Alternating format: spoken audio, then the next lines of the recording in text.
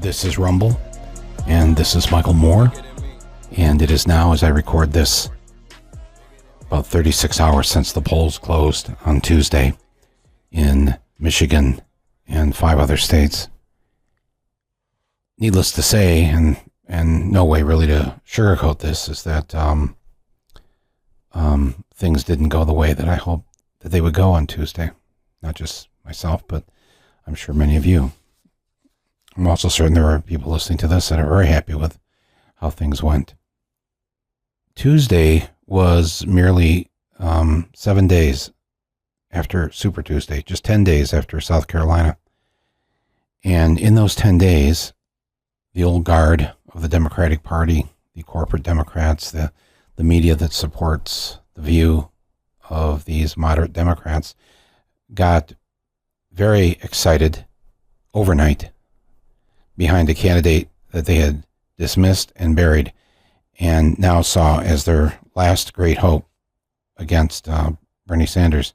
And so they went all out over the past week trying to get the American public to believe that, well, the Democratic candidate's already been picked. His name is Joe Biden. And it worked. The people in power, they know how to prey on people's fears. And the fear of not defeating Trump is just too great. It is, and in fact, it is great. It should be a fear. We have to defeat Trump. We have to remove Trump. But when given the choice of defeating him with somebody who is truly the opposite of him and will work toward creating a country very different from the one that Donald Trump believes in, they've been able to convince enough people so far to go for the candidate that promises, quote, no significant changes. He just wants to go back to the Obama years.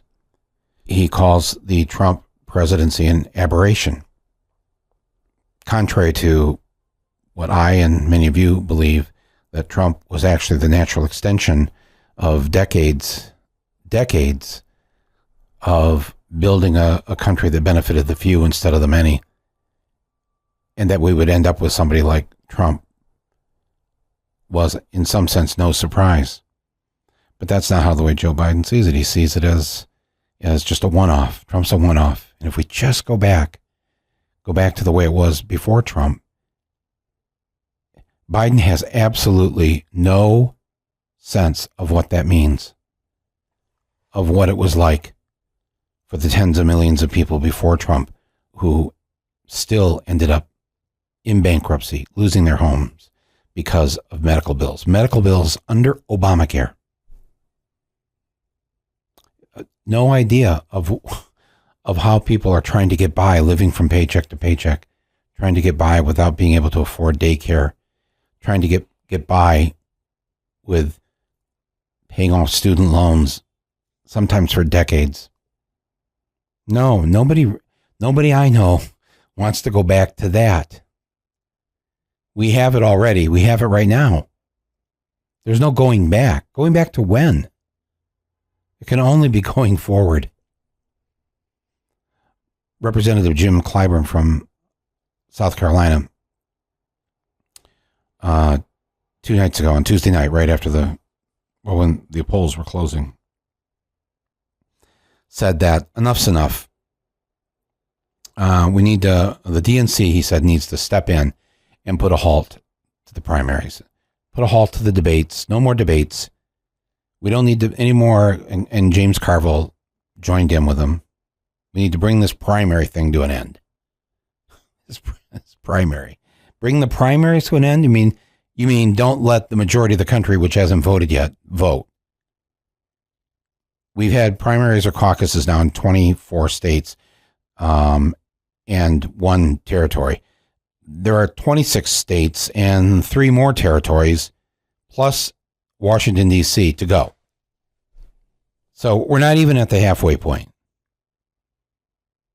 We haven't even counted the votes in California. There's a few million votes still to be counted in California. None of that has happened yet. But the old guard of the Democratic Party wants to let's call a wrap on this right now. Yeah. Look, Bernie Sanders said it yesterday when he made his announcement that he's continuing, that there's going to be a debate this Sunday night.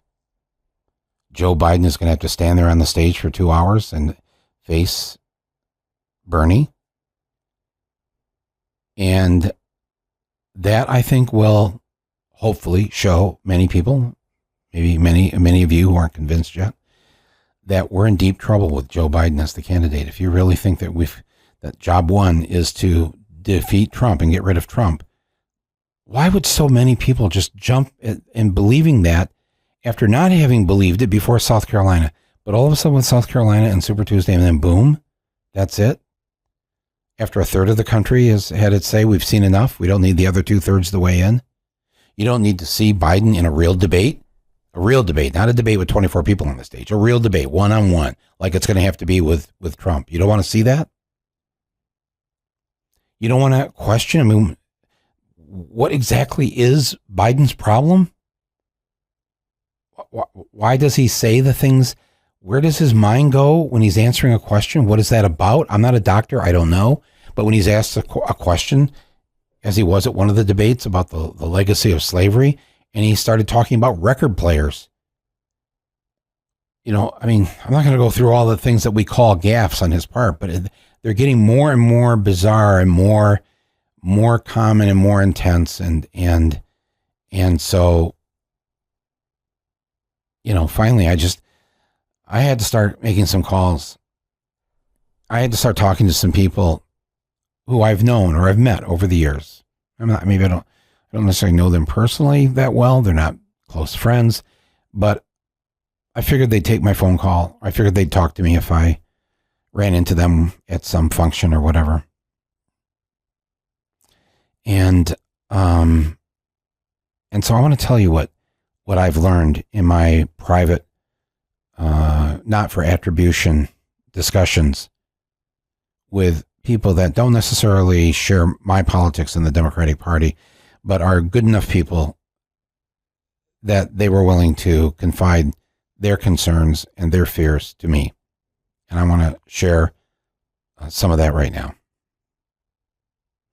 Over these past 10 days, there is not one longtime Democrat, well-known Democrat, party functionary that I've spoken to that has not, off the record, admitted to me that there is a problem with Joe Biden. And when they say that, they are primarily speaking about something has happened or something is wrong. What they describe to me as cognitive decline. I mean, I guess there's many ways to describe it. We all know it because we all have parents or grandparents or great-grandparents. We've all seen it. It starts to worry us. It starts to concern us, but it's not all the time. And so it looks like, you know, things are still okay. And we're decent people, and we want our elders to live a long life and a happy life and have access to everything in life that they should have, and they shouldn't be denied it simply because they've gotten old. So it's why I think it's difficult for some people to discuss this, but we're talking about the fate of the country at this moment here. That's all I'm talking about. We're talking about beating down Donald Trump, not Donald Trump crushing our candidate. And every person I have spoken to in these 10 days has agreed that there's a problem.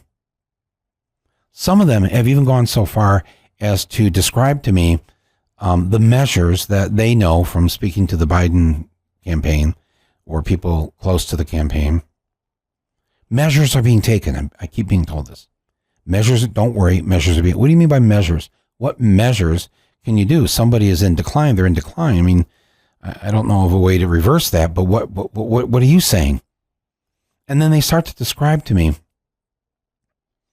things like, well, first of all, we're suggesting that he name his vice presidential nominee now or very soon.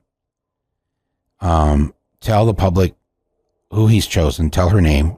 It'll be a woman, but it's going to be a very smart woman, a younger woman, a capable brainiac woman, somebody that when people, if he does mess up between now and the convention or now and the election, and it's enough for people to rationalize or say to themselves, it's okay. Look who's the VP. You know, if this goes further, it gets worse or whatever. Look at the VP. Oh my God, she's incredible.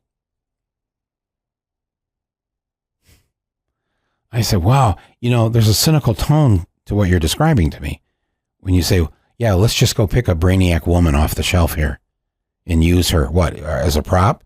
No, Mike. No. I mean, no, she'll be real. And if she has to take over, she'll do a great job. It'll be somebody you like. Yeah, but we need the top of the ticket in great shape, mentally especially. Well, your guy had a heart attack. Yeah, he had a heart attack. Guys have heart attacks, especially as they get older. It's not uncommon. He had stents put in. Millions of people have stents put in. While they were in there, they cleaned out his arteries. The guy is like at full shape. He released his records. You know, when we want more records.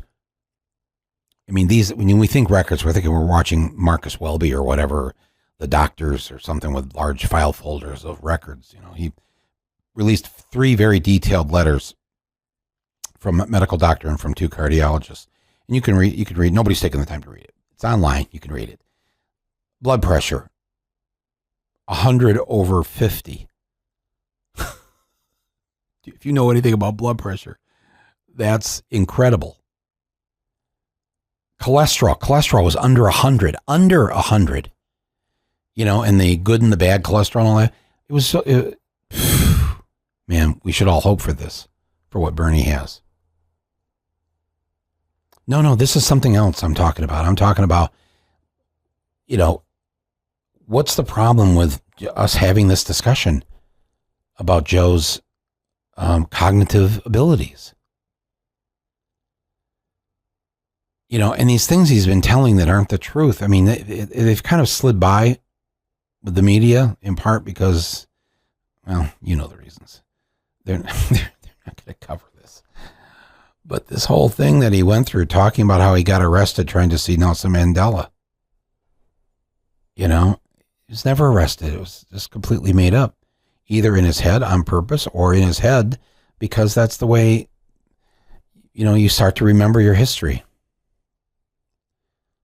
More heroic than perhaps it was. It's better. It feels better. And all the other little things they've caught him in. I mean, remember, if you're old enough, when he first had to drop out in 1988, is because they caught him plagiarizing, stealing other people's writings, and not telling the truth about his grades, and you know, all this other stuff that it seems so small now compared to the crap we gotta live with right now. Oh my God. So in these last 10 days and talking to these people, this is one of the things I've heard. He's gonna pick a great vice president. You're gonna know who it is sooner rather than later, and it will bring comfort to you because you'll know that there's a backup. Instead of going into battle with Donald Trump with the number 1 person on the ticket at full force to defeat Donald J. Trump. I will say, I don't know if you saw the footage of him in the Detroit Auto Factory the other day, where the guy confronted him about, you're going to take away my guns. And Biden just says to him, you're full of shit. You know, just the way Grandpa was. You know, you do reach that age where you just really don't give a shit about what anybody thinks. And those of us who are younger were like, oh, I wish I could do that. And it was, he just says to the guy, you're full of shit. He says, you know, well, here's what I'm going to take away. I'm going to take away your AR-15, and you don't need 100 bullets to fire at once to shoot a deer. Because all that's going to be left of the deer are all the bullet fragments that are in. You're not going to eat that deer. I know some people didn't like it. I thought some people use that as an example that he's kind of losing it. But no, I didn't think that. I thought that was good. These people that just listen to right-wing radio, watch Fox, and take away your guns. Nobody's taking away your guns.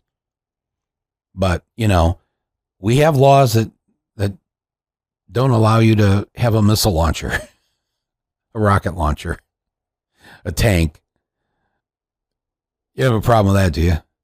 So, we're going to have laws that are going to limit the firearms so that you can use them for hunting or range practice or you're a collector.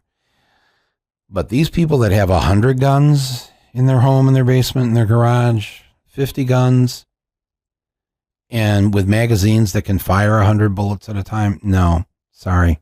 Nobody wants to live in that world, and you don't get to decide the world we have to live in. I thought that was very powerful when Biden did that. That's not what we're talking about, though. The other thing I've been told is that in order to help with this problem that nobody wants to discuss, they all agree that, yes, Joe Biden has been kept under wraps. He's hidden from the cameras. He's rarely on a TV show. You just don't see him. They really were hoping a few days ago to try to get this whole debate canceled this Sunday. First, because of the coronavirus, so then they eliminated the audience, so that was no longer an excuse. Then they tried to turn the debate around so where they could just sit down and not have to, so Joe wouldn't have to stand for 2 hours or wouldn't have to try to keep track of all these questions that are being asked by journalists. Maybe they could just take questions from Twitter or some imaginary audience. No, they don't want the debate. They don't want him speaking in public. They don't want him on shows. And so they came up with this plan, as I've been told by more than one person, to keep his public appearances limited. When he does speak in public, keep the time limited, 7 minutes preferably.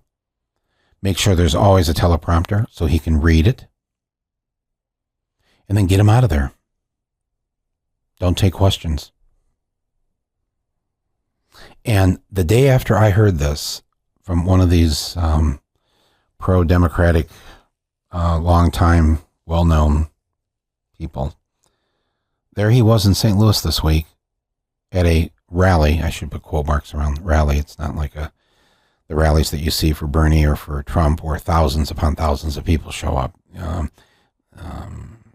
The event in the rally in Flint with Joe the day before the Michigan primary, I had a journalist friend who was there and told me that there were actually more journalists, press, and campaign operatives in the room than there were actual civilians, citizens.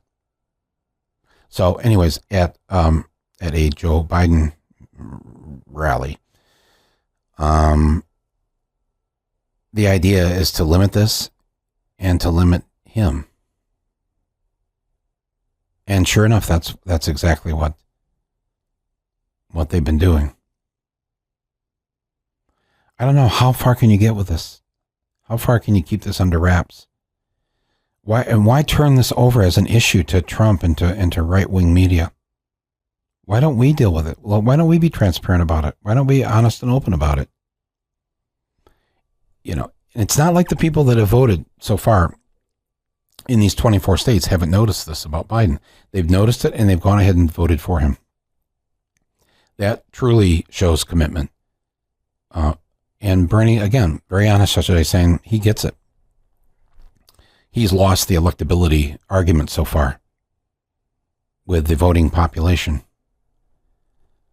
The people voting believe that Joe Biden is their best hope, even though they really don't know anything about him. And if you don't think that's true, ask them, or even let me ask you, ask yourself. I'll ask you right now. Don't look it up. Just let me ask you right now. Tell me how much Joe Biden wants to raise the minimum wage by. Go ahead. How much? You don't know. No, I know. That's okay. You're not supposed to know. There's no real discussion by him of his policies or him out there fighting or trying to build a movement or trying to make any of this happen. Let me ask you. I'll ask you another one. What's Joe Biden's daycare proposal?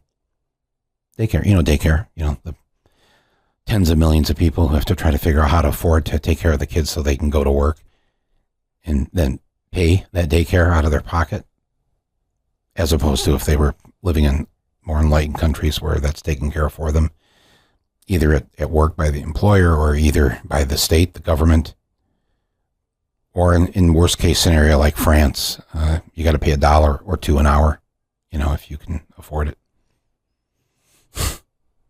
You don't know his daycare proposal. No, that's okay.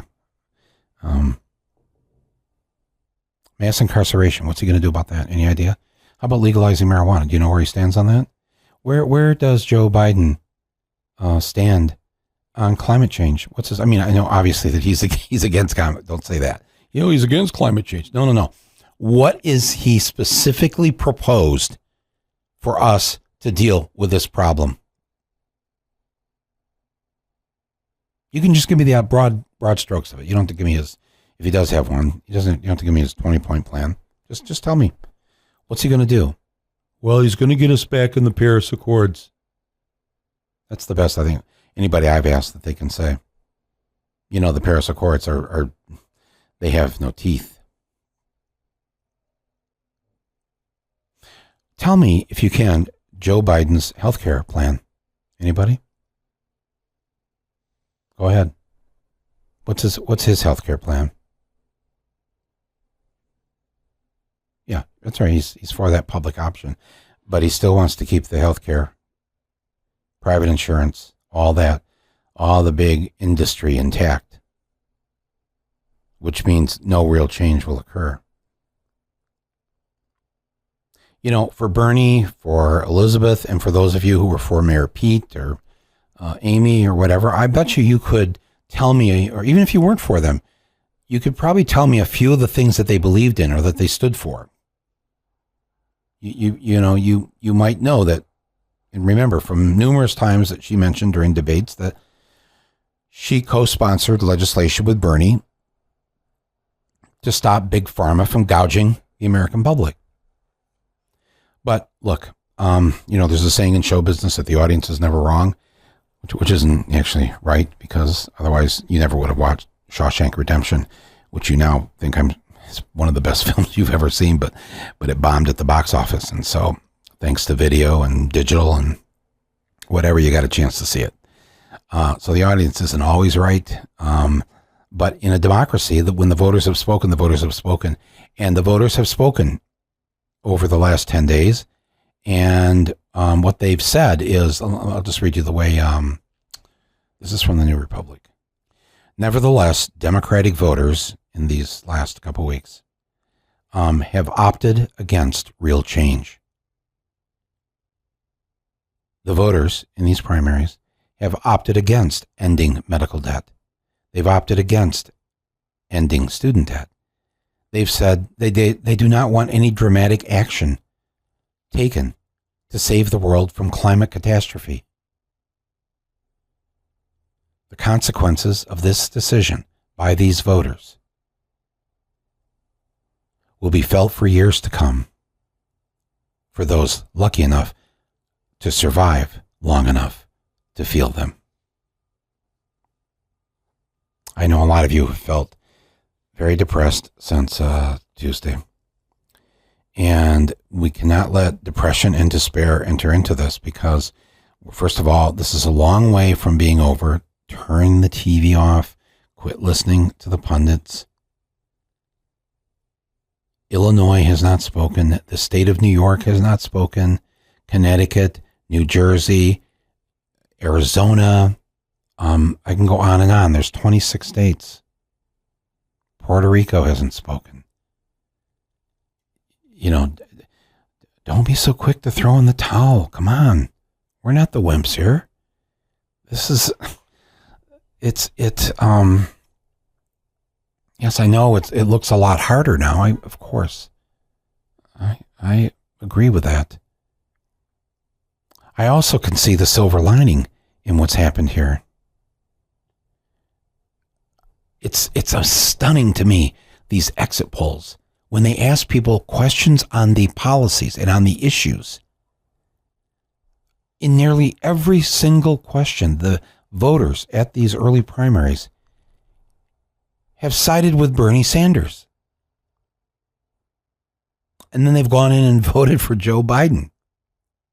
It's classic loving the message, but maybe not the messenger. Well, they love the messenger. Even Bernie said this yesterday. He says, "I've heard this 100 times. I love you," or one of his supporters. Well, I love Bernie Sanders. So I'm for all what I'm all for what he's for. But we got to beat Trump. And somehow they just don't see it. They don't see that Bernie beating Trump. They don't see that by going with the strongest candidate, who's the fighter, as opposed to the weaker candidate who has a lot of things, a lot of red meat to give Trump. They don't see it. And if they don't see it, they don't see. I mean, look, that's the country we live in, my friends. I don't know what to say. It's not that people are stupid. They're afraid. I mean, people are I shouldn't say stupid. They're not. People are ignorant. I mean, we're not as well educated as we should be about our democracy. The majority of Americans cannot name their 2 United States senators from their state. And, I'm not going to give you all the other statistics. You know what they are. But that's the country okay, I'll give you one more. The one I always love the most is the one from they did a poll of Ivy League seniors, asking them, when did the Civil War take place? And to make it easy on them, they gave them a multiple choice of, did it take place between 1750 and 1800, 1800 and 1850, 1850 and 1900? It's like 51% of Ivy League seniors could not, even within a 50-year range, say when the Civil War took place. Okay, so we know where we live. We know who our fellow Americans are. I don't need to belabor that point. But they are speaking, and they have spoken. And they are afraid. And when you make decisions on fear, as I said earlier this week, they oftentimes aren't very good decisions you end up making. But that's the way it is. So all these exit polls, what was it? Something, Mississippi was it 57%, or was it? It was 57% in the exit polls and 61% in just the regular polls of Mississippi voters support Medicare for all.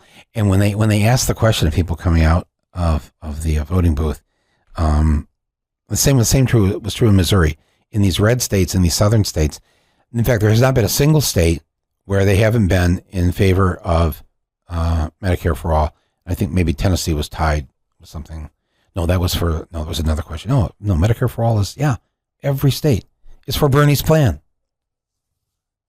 And they asked the question this Tuesday. They tried to really, really kind of prime the pump here. This was the question. Would you be in favor of eliminating private health insurance and replacing it with a government plan? Even asking it that way, the majority said yes. Get rid of the private health insurance. I want a government-run plan that covers everybody. I'm tired of paying for it out of my pocket. Yes, pay for it with taxes. Tax the rich. Begin with them. That doesn't matter what the question is coming out of the polls, whether it's on minimum wage, climate change, etc. Everybody,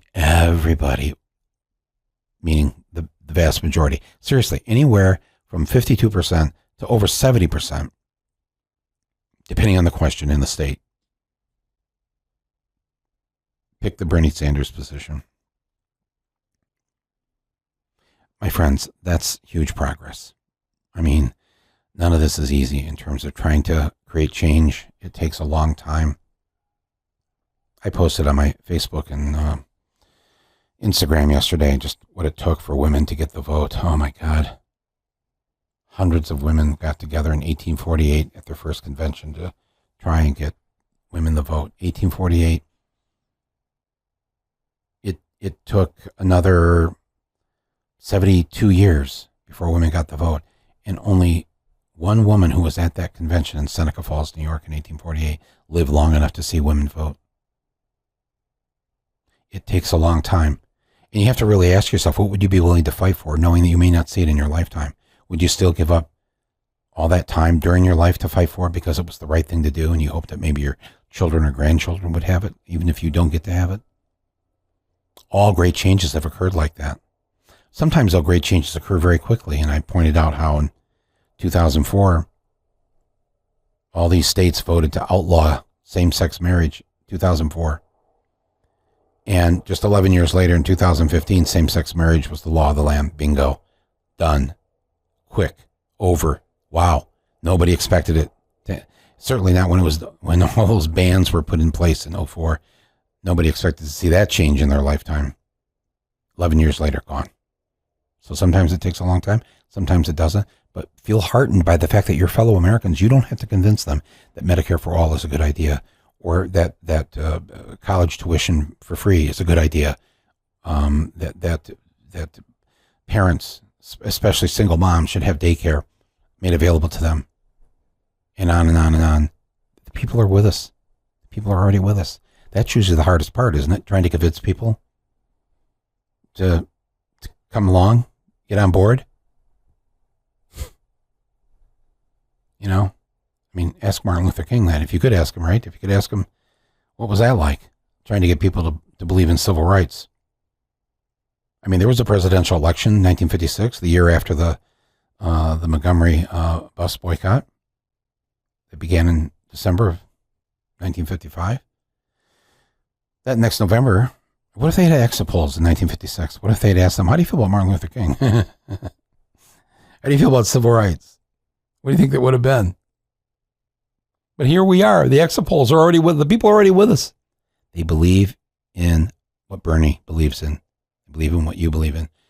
And you may not be for Bernie. You may be for Elizabeth. You might have been for Elizabeth Warren or anybody else. Or maybe you're not. You haven't decided yet. But you do believe that everybody should be able to see a doctor and not have to go broke doing it. We're already there. Feel good about that. You have to feel good about that. And feel good about the fact that we're not done yet. This isn't over. Don't give up. This isn't the time to give up. And we need to vet Joe Biden.